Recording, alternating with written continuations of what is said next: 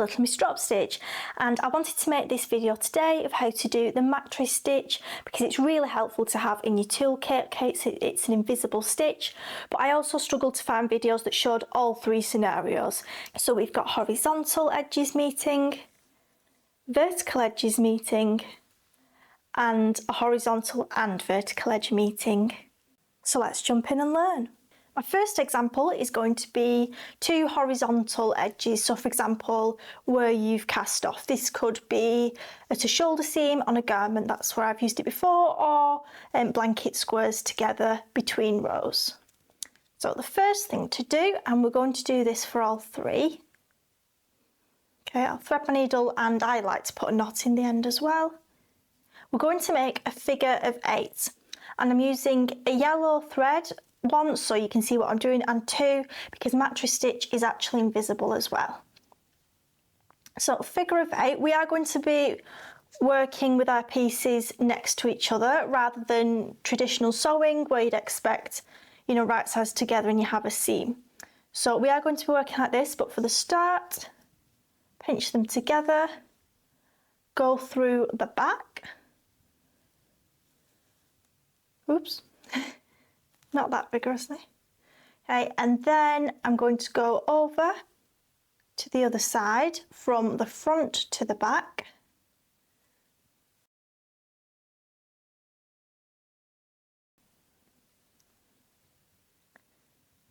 Okay, so there we kind of have a figure of 8, see how it goes round. One thing to be cautious of is that you're not getting kind of almost a W shape there, so if you need to be, go over that again just to make sure you get a nice blunt edge. Okay, so what you'll need to be able to do is recognise the V stitches. Okay, so we're on the correct side of the stocking stitch, and it gets a bit tight if you do every V, so I don't do that regardless of what thickness yarn I'm using, whether that's 4-ply or chunky. So my first step, I'm going to go under 2 V's.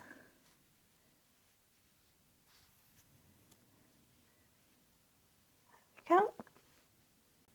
And then I'm going to go on 2 V's on the other side.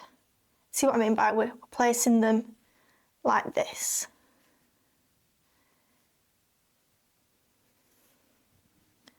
Okay.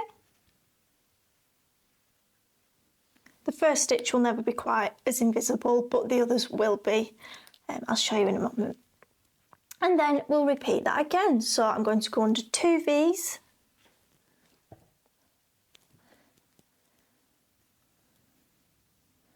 Okay. And under 2 V's on the other side.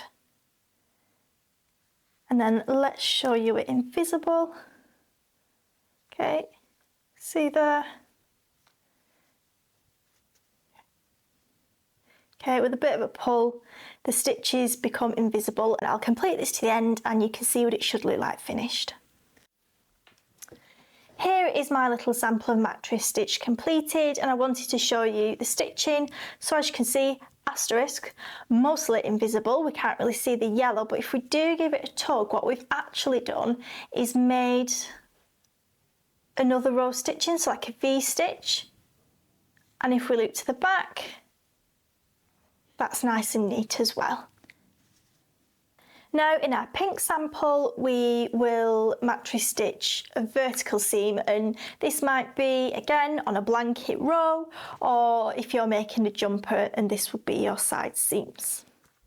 So first of all I like to turn it then horizontal like we did the last one, but it is still a bit different. Okay, so we'll do our figure of 8 again. First thing, again, we're looking for our V's. Now you can go through kind of, so that there's our first V, you can kind of eliminate that one completely when we're doing it and go in between, or personally, so it's not too bulky, I like to go in between the V rather than at the end of a whole one.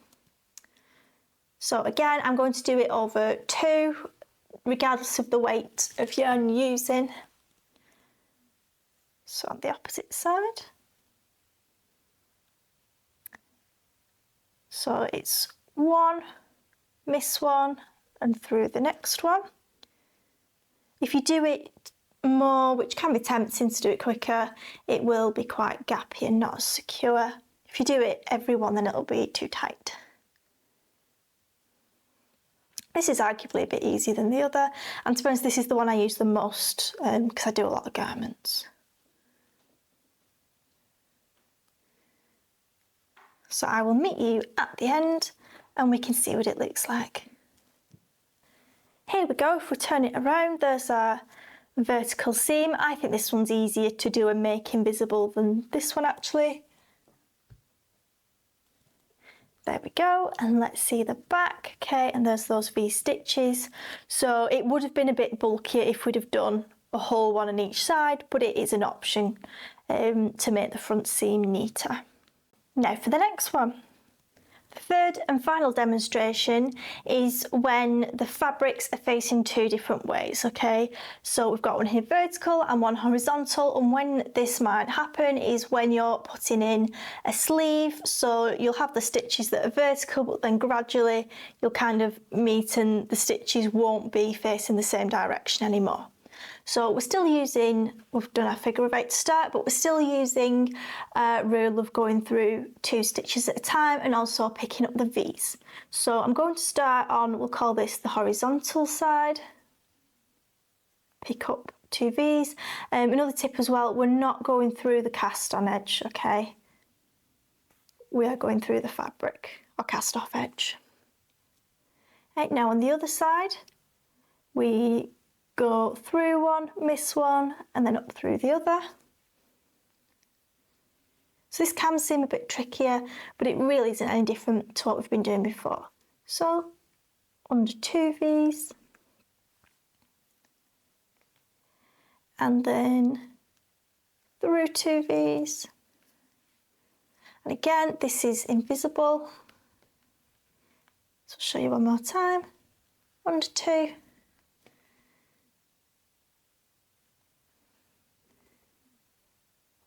through to on the vertical side, and I will meet you at the end again. Fabulous, so here we are, and we've perfectly joined with an invisible stitch a vertical facing side to a horizontal one, and we'll show you the back. I hope this has been helpful to have all 3 scenarios to learn, so do give us a like, subscribe, follow, all that good stuff for more tutorials in the future. Thank you!